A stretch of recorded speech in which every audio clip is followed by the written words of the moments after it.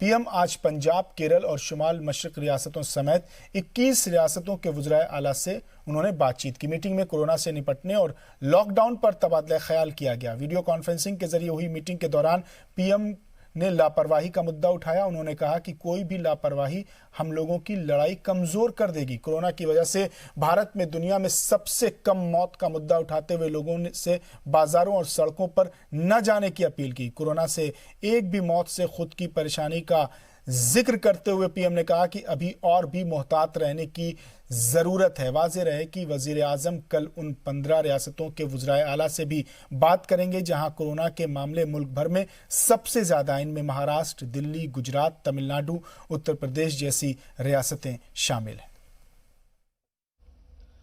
साथियों, किसी भी संकट से निपटने के लिए टाइमिंग का बहुत महत्व होता है।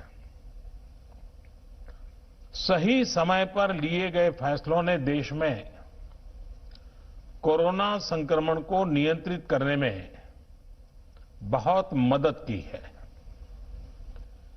भविष्य में जब कभी भारत की कोरोना के खिलाफ लड़ाई का अध्ययन होगा तो ये दौर इसलिए भी याद किया जाएगा कि कैसे इस दौरान हमने साथ मिलकर के काम किया, कोऑपरेटिव फेडरलिज्म का सर्वोत्तम उदाहरण प्रस्तुत किया।